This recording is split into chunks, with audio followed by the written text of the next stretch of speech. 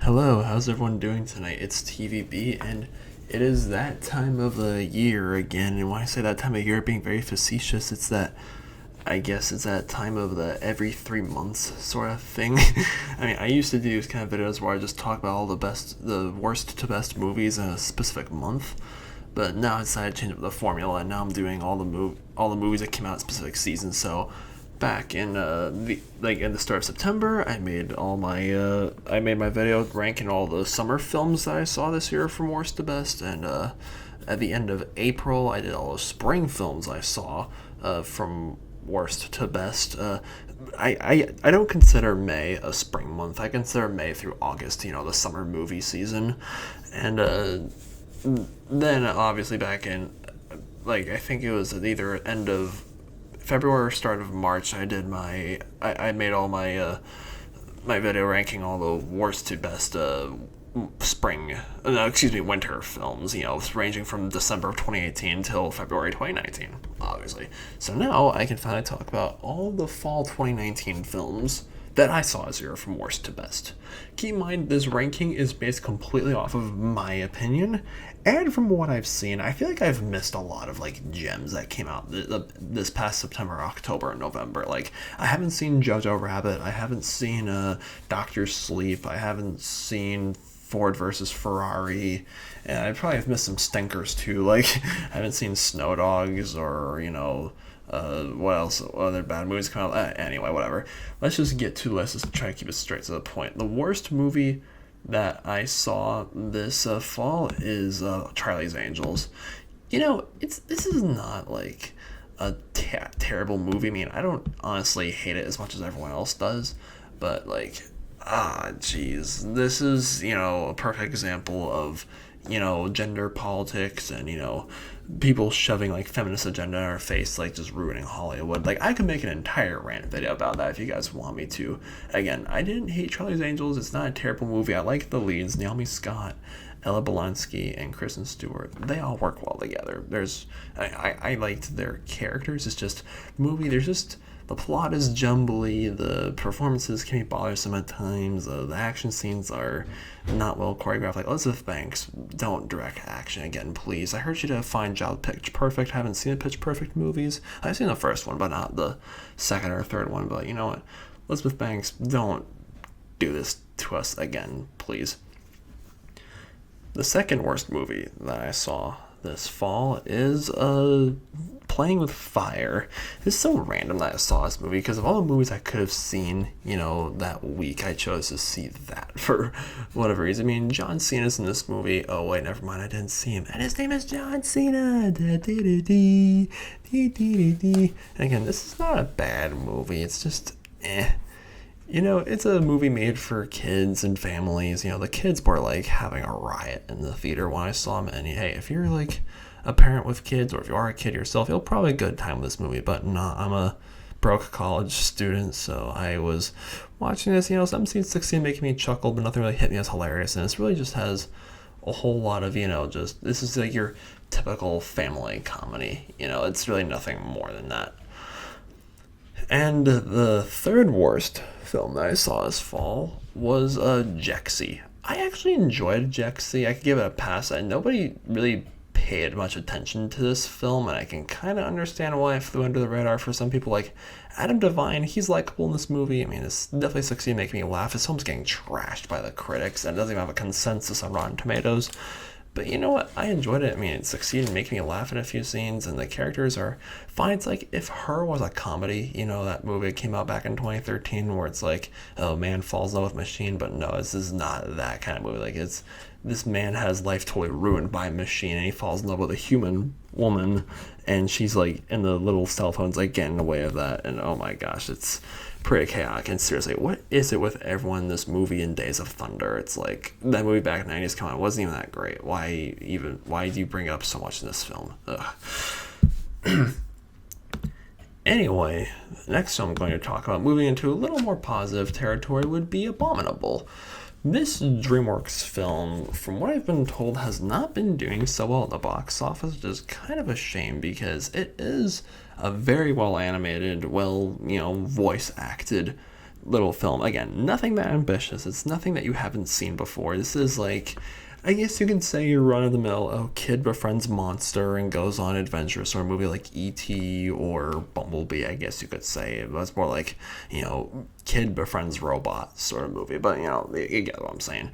And yeah, the animation, it works. Again, it's not most impressive animation in the world, but it doesn't need to be.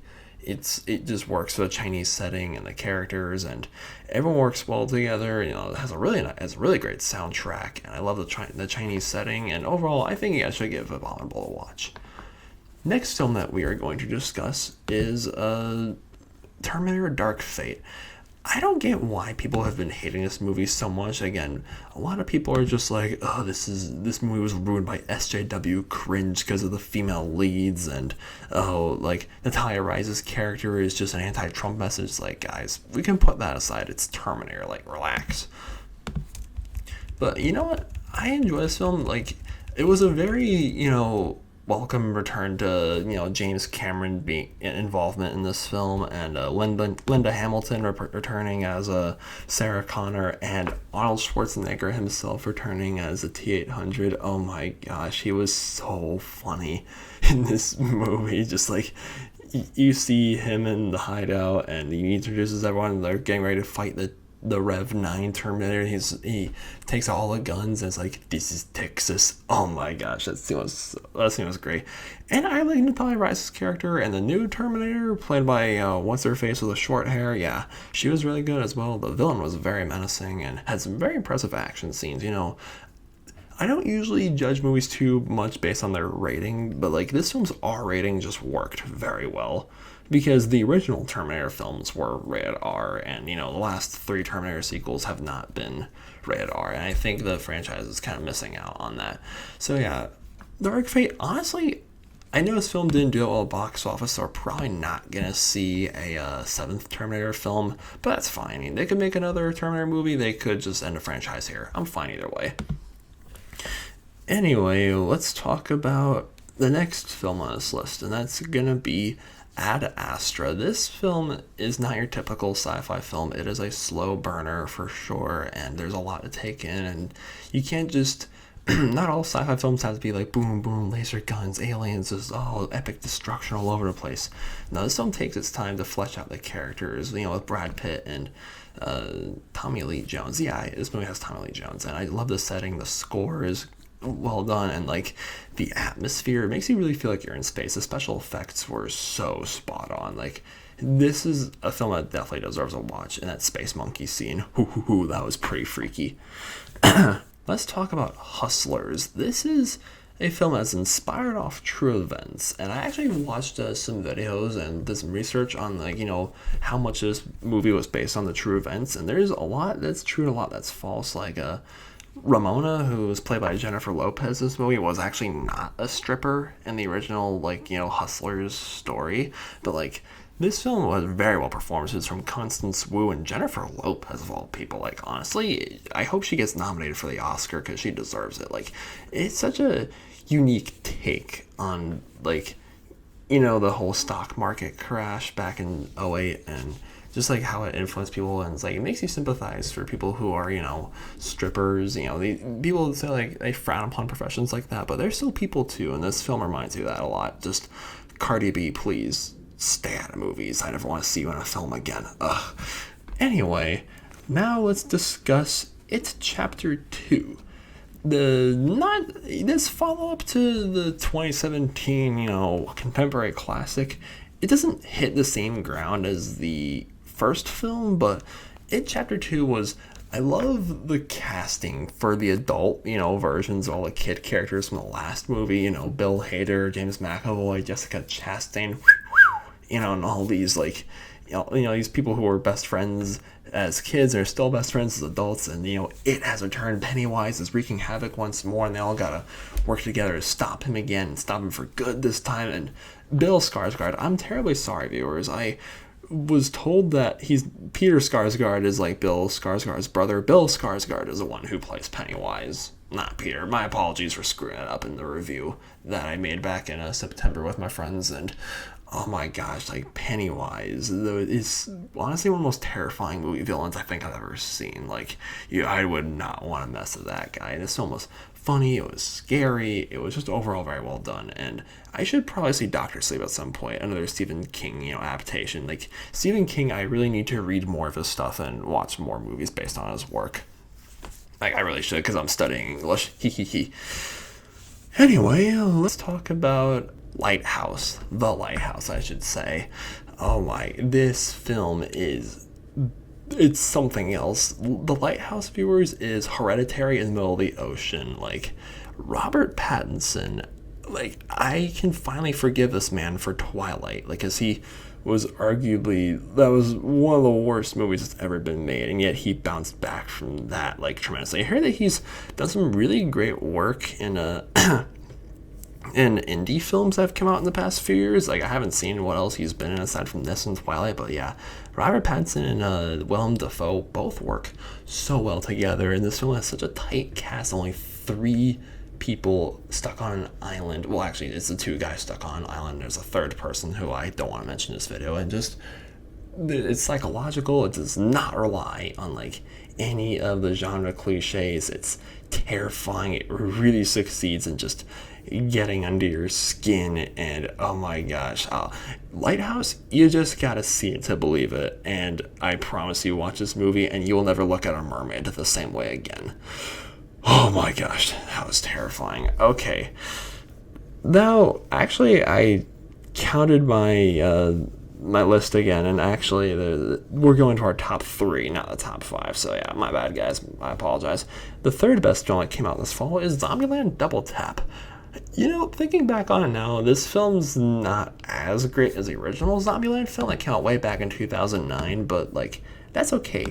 Like, Zombieland Double Tap is a very worthy follow-up 10 years after the events of the first Zombieland, and the only characters aged out is Abigail Breslin, who's 23 now. She was like 13 in the last movie, and this film emphasizes her growing up and trying to move on, and Tallahassee, Columbus, and Wichita, like, trying to, get her back, and they meet new characters along the way. There's new zombies. Just, this film does more. Like, Rosario Dawson is really good in this film as well, and like, just, I love how this movie is meta and it's action-packed, and it just works so well as a Zombieland follow-up. And I wouldn't mind Zombieland 3 in 10 years from now, assuming that Woody Harrelson is still alive by then. Oh, what the heck am I saying? That guy is immortal. Anyway.